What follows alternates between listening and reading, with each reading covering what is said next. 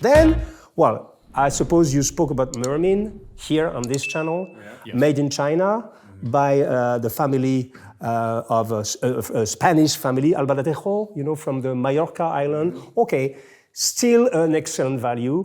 I will give you a secret. We've been talking about Mermaid and made them worldwide famous. I talk about Mermaid since the beginning. And we don't know them.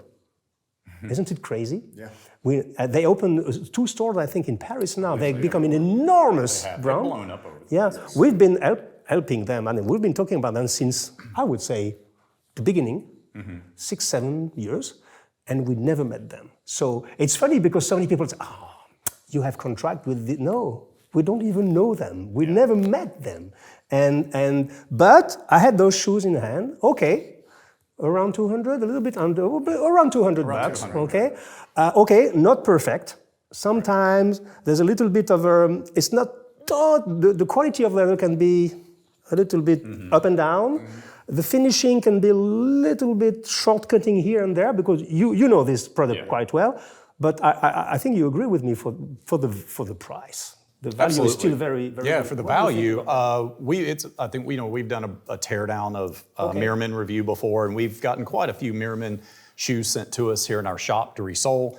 And I agree with you. I think we were quite blown away by Mermaid when they first came in, and we were taking them apart because, like you said, they're around 200 at the time. This was maybe a couple of years ago, and you were getting stacked leather heel blocks. You were getting combination leather heel, blind stitch, some great stuff. And I believe JR soles were even offered on some of them. So it was incredible for what you were getting for the price tag. But like you said, there are some minor flaws here and there. Things that you would not get with a higher end shoe.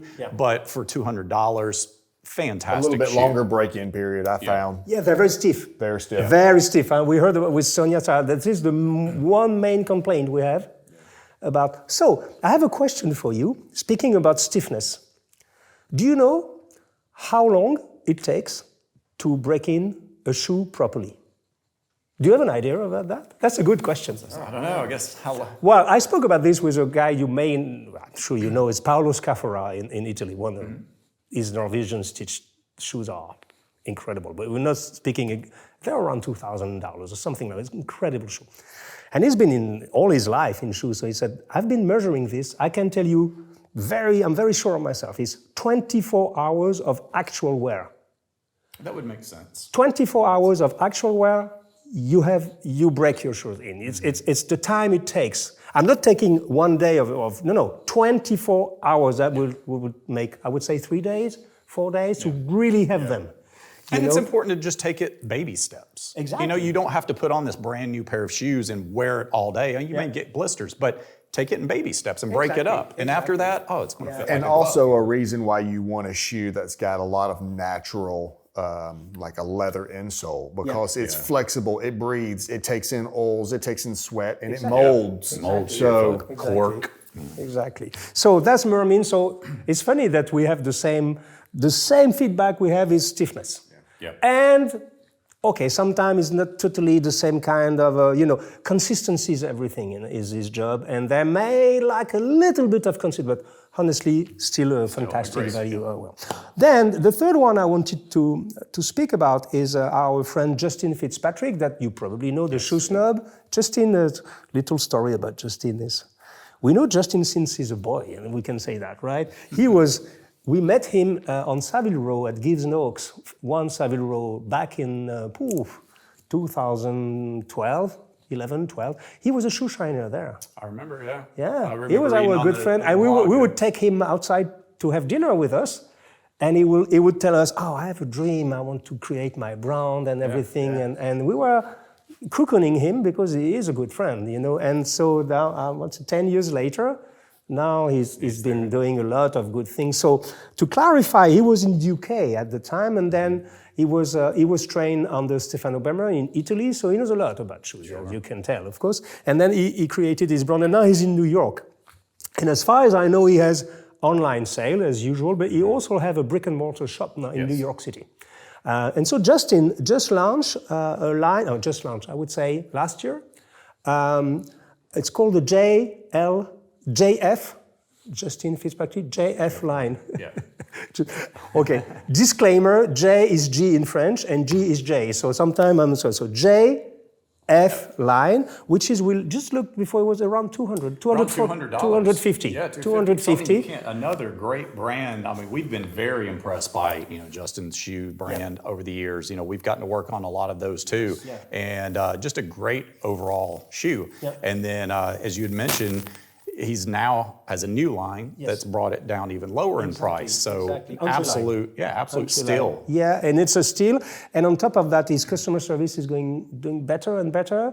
And so it's very safe to go to Justin. So I wanted to add something about Justin Fitzpatrick. So you may or may not know that he's crafting in Spain. And this is something that people have to understand. Justin has a store in New York. So his stock of shoes is in the USA.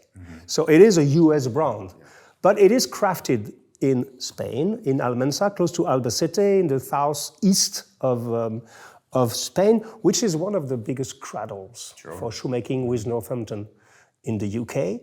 But it means that there's another brand that we're going to talk later, is Cobbler Union, same thing, US brand, crafted in Spain, because Spain is becoming one of the key countries. It's a hot country for shoes. And that's pretty much just the way it's going right now. Is they're Spain and a few places in Asia, but you're not getting a whole lot of new factories popping up here in the U.S. You're not getting them. So these companies have to go somewhere, and the skill, the artisans, they're there. Yeah, exactly. Well, we can say in my opinion, there are 4 major countries now in terms of shoe crafting, with real factories. So Spain is probably number 1 now, because most of the brands, except the UK brands, of course, but most of the brands are made in Spain now. You have Portugal, which is a very interesting country. And specifically Carlos Santos, we're going to speak about him.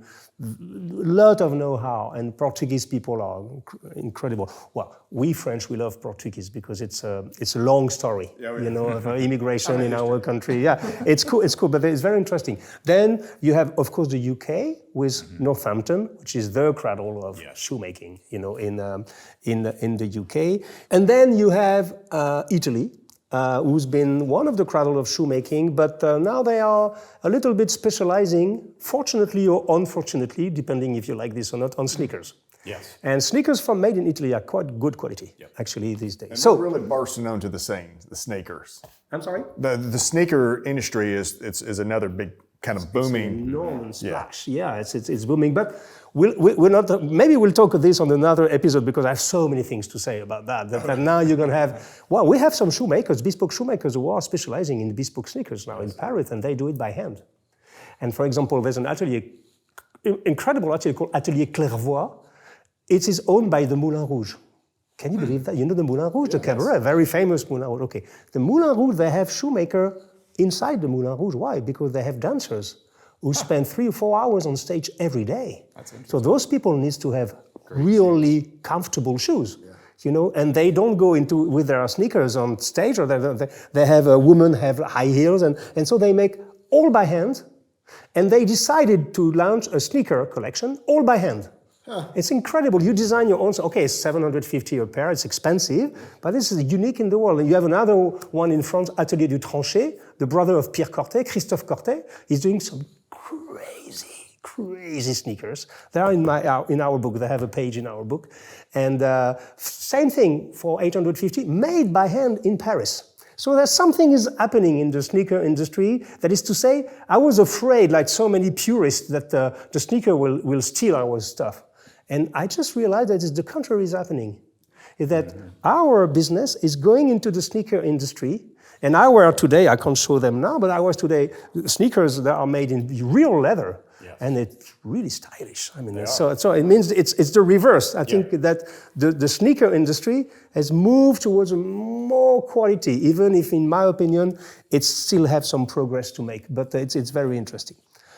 Next, so Fitzpatrick, Justin Fitzpatrick, the GF line. Also, he's got a wealth of knowledge on his blog. Yes. And the Shoe Snob.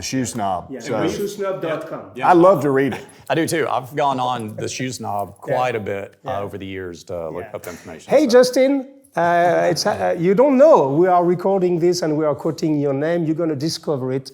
It's my way. It's our way. We know each other since a long time, but I never tell him when I'm going to speak about him. So it's going to. I want him. Pop up and surprise him. I want him to discover. But he's a good guy. He's a wealth of knowledge, and he's a wonderful man. On top of that, which is often the case in our industry, by the way. There's a lot of good people. Very true. I don't know why.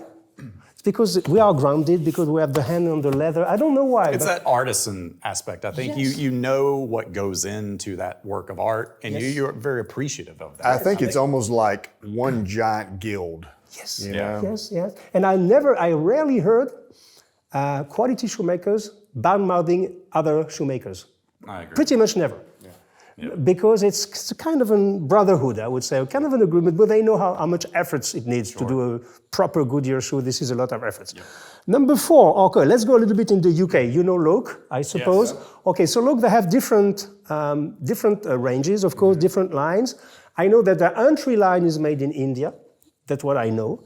But they also have a lot which is made in the UK. So I think they start a little bit under $200. Yes. And then they can go up to 300, 400, but it's still very reliable. You had an experience with these people? Yeah, so, from a cobbler's aspect, Loca is another brand that we've received quite a few of over the years, and it's been a brand that we've been recommending for folks that are starting out looking within this price point. Okay. Another great quality shoe that can be resold over and over again, and definitely one that we would recommend as well. So we're all voting for Loca because they are great people. Also, we are on the same area, Herring.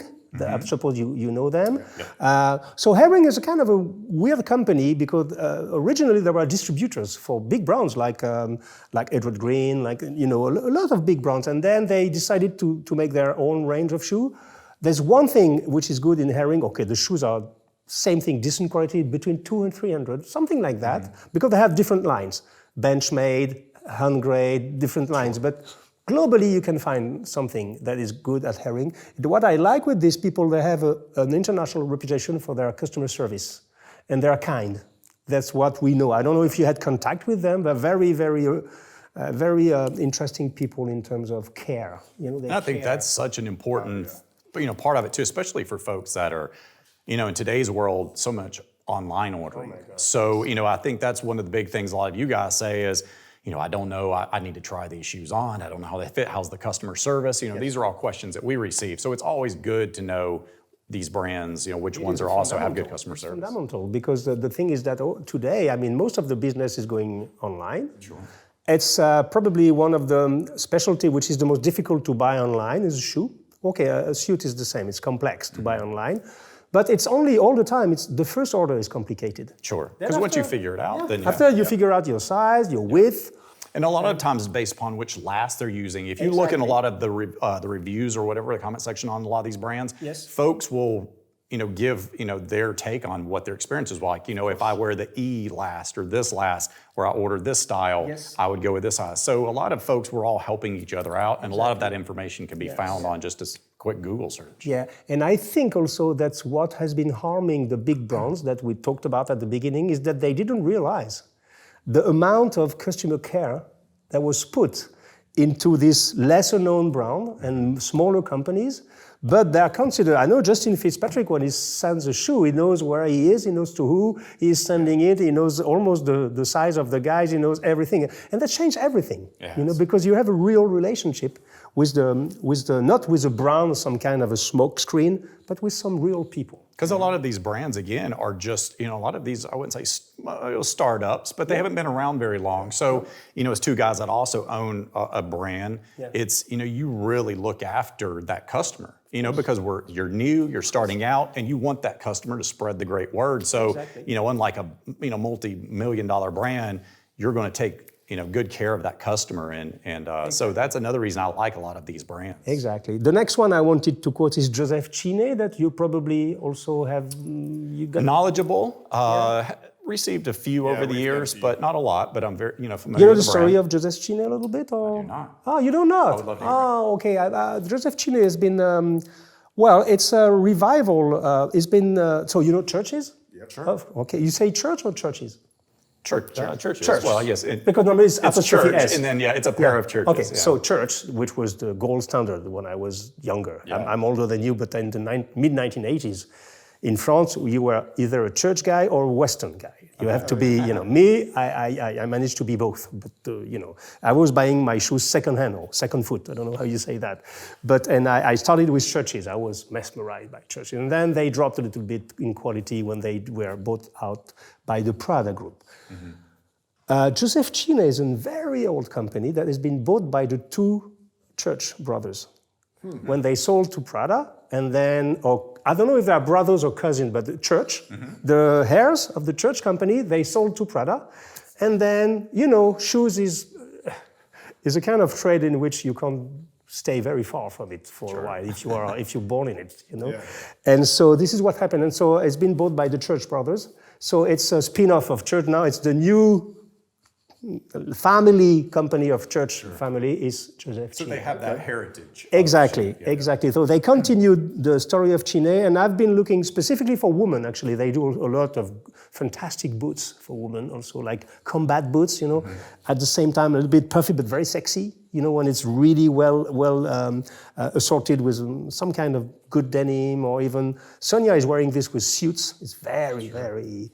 I like it a lot. But they do also very decent Oxfords and Derbies. And it's a beautiful brand. I think it's more in the $400, but it's still very good. And I have two other UK brands that I love.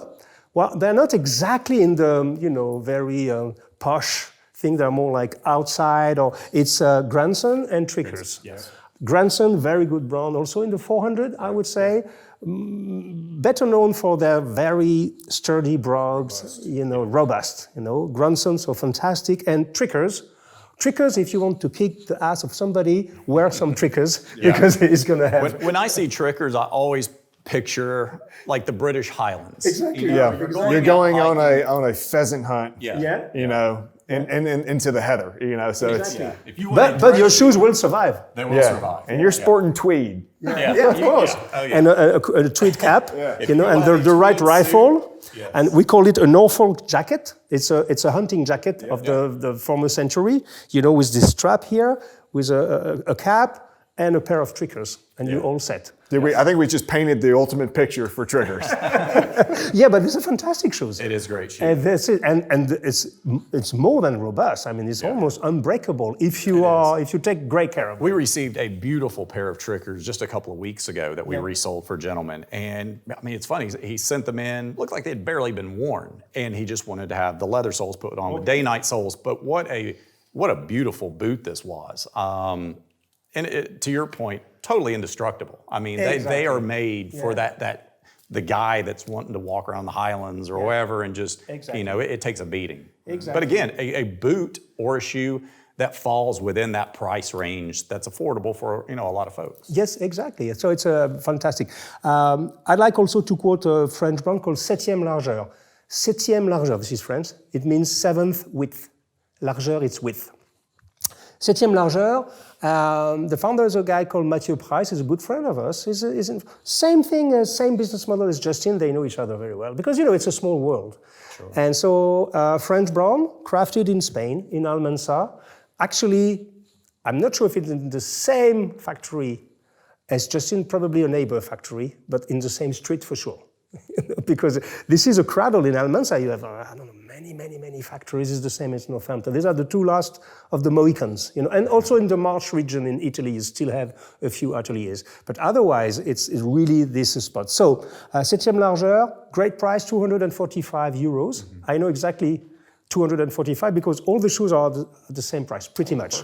Yeah. They have except for the loafers, 180. So, ladies and gentlemen, when I speak about in euros, you have to add these days 15%, something like that, to make the price in US dollars. But Septième Largeur, we're going to show you pictures, is beautifully made. It was another brand that you were showing me before we came on here, and again, I agree. Same thing. Beautiful. Customer service, incredible. Yeah. No problem. They are really shoe people, and they understand. And they are developing online a lot. In Paris, they have 3 stores, and they have a store in Taiwan. So they are developing little by little, but this is a great, great company. Then Portugal, we talk about Portugal, Carlos Santos. So Carlos Santos, I know you had some Carlos Santos in your hand already? Yes?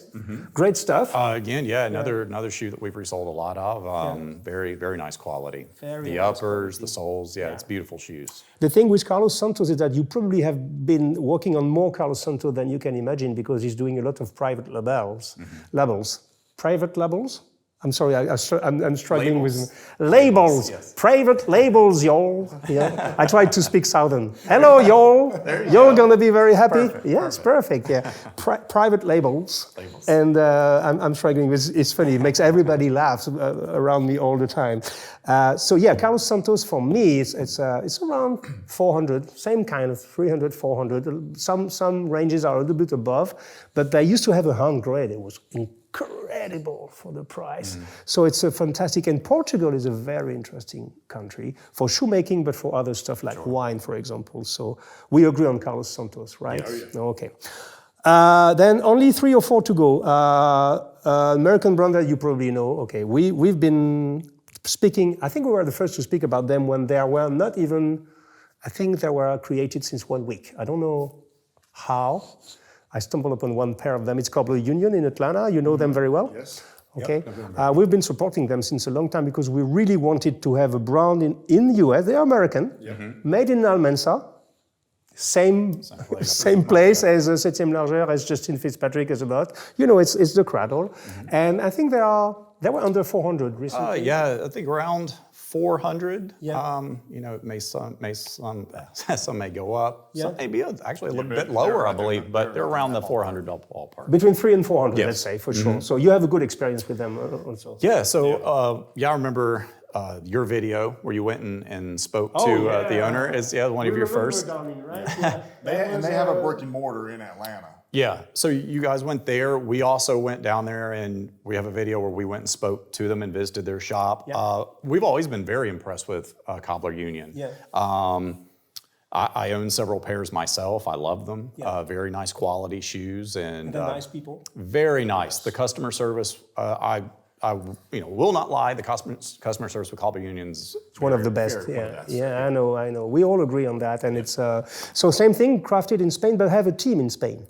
It's funny because we call it the Daniels because I think there are 3 Daniels in the head of the company. So I don't know, is Daniel, which Daniel? Because there's a lot of Daniel. So they're nice people. Cobbler Union, they have a brick and mortar shop in Atlanta. And of course they say online. They even have an online shop in French because of course, well, we've been speaking of them, so their sales went up very fast in France. And then we've been doing a lot of things. So it remains extremely good. And then we have this very specific place, very interesting place. First of all, it's beautiful. It's Mallorca Island. Okay, there are 3 islands. It's called the Balearic Island. It's close to Spain. It's Spanish, actually. And the most famous is Ibiza for other reasons. This is where you dance and you have a lot of, this is it's a jet set area. But then you have Mallorca is more, I would say, more family place. And they have an enormous industry of shoes there because you have three main factories. The first one being Lotus. I'm not sure they even ship to the US, these people, but they are great, and Sonia will speak about it maybe with you later or another time because they do some beautiful shoes for women. Oxfords and derbies for women with really feminine lasts. Very interesting. So Lotus, and I would say probably in the same area, if not in the same street, Carmina, that you know very well, from Palma, de Mallorca. So it's exactly, the town is called Inca. So they have a real know-how here. Same thing, I would say, between 300 and 500, depending on the range. Do you have a good experience with Carmina also? Yeah. We both own several pairs ourselves. We've worked with them a couple of times. Yeah, and we've resold quite a number of Carminas. Again, very high quality. And other folks that we follow within the shoe realm, everyone says the same thing, outstanding quality. Okay. And then the last one is TLB, of course, Tony Lobiera, that we all know. Same thing. It's a little bit smaller than Carmina, but I would say it's comparable in quality. Of course, TLB would say they do this better than Carmina, and Carmina would say we do this better than TLB, but at the end of the day, it's pretty much comparable. I've been quality. impressed with both. Yeah. You know, they may be competitors, but from an outsider looking in, you know, I also have worked and owned pairs of TLB Mallorca, and I think the quality and the craftsmanship of both brands are, you know, very impressive. Exactly. And then after, I think it's finished my list, but then you can, I would give an advice to your subscribers and viewers and go look also Eastern Europe. Yeah. Well, I know these days not a really good timing to doing that, unfortunately, because it's not a very safe place to be, to say the least. But there are very interesting things coming up in Romania, Hungary, of course, because there's an enormous tradition of shoemaking, specifically the Budapester, this Budapester massive shoes. You know, this is a very robust. Looking, exactly, and so there's a real quality. But also, for example, Mr. Kilman in Poland. Very interesting shoemaker. Whole handmade for less than 1,000. Wow. For example, you know, you have some people. I saw Hungary, Romania. Okay, St. Crispin is more towards 2,000, but it's same thing, totally handmade. So Eastern Europe is becoming very interesting. For the moment, I didn't select any ready to wear because it's more like older artisan, giving you almost a bespoke experience for a fraction of the price. But it's a very, very interesting place also to look into. Keep your eyes on Eastern Europe. Exactly. Well, I mean, for good reason these days, but also for more agreeable reasons, I hope, in the future. And so I think that I'm a little bit disappointed because I think I'm going to teach them a little bit, a few brands, but they know everything. Pretty much everything. No, I was going to say there were several brands on there that I was not aware of, and again, that's the reason that I love this collaboration is because you know we're all love shoes and being able to learn about new brands that again we weren't aware of either. So I think this just is even more proof to all of us out there that there's a lot of options out there for all of us. And it's not just what's down the street at your local department store. If you just get out there and do a search online and start talking to other guys in the shoe blogs, you're going to come across a lot of these up and coming brands that are making amazing looking shoes for half the price of. And we did on Sartorial Talks because we spoke about the shoe snob, but we didn't give the name of our channel. It's called Sartorial Talks. Yes. We forgot. So on Sartorial Talks, we do selections of shoes. I think you have our selection from 2019. It's still online. We split it in two parts: under 500, above 500, and then you can continue the journey with other brands that we cherish. You know. And I will put the links to those videos as well as his channel on our description in this video. So definitely go check out Hugo's channel, but also watch those videos because I've seen them all, and I agree with you. A lot of these brands, as well as some new ones here, were on there that you talk. Between channels, podcasts, blogs, Books. books. This is mine. It sits right on my coffee table, and Instagram. I mean, there's such a wealth of knowledge that it's right there waiting for you, and so check them out. Thank you. You're very kind. We're going to continue the discussion for hours, but I think we have to finish a little bit there, right? I agree. As much as I'd love to keep talking. Yeah, me too. But the thing is, I'm French. You know what I need now? A good glass of wine. We'll do that over dinner. Okay. So we're going to wrap up. Again, thank you so much, Hugo, for being here on our channel. We really appreciate it. I hope you guys enjoyed this video. I know it's a bit long for some of you, but I hope you enjoyed the knowledge and check out these brands. Again, you guys have been asking us for years now, give me brands in this price point that you recommend. Well, here's a bunch of them. Again, we'll put the links down below and definitely go check them out. I hope this was informative and helpful to you all. So until next time, y'all have a good one. Cheers.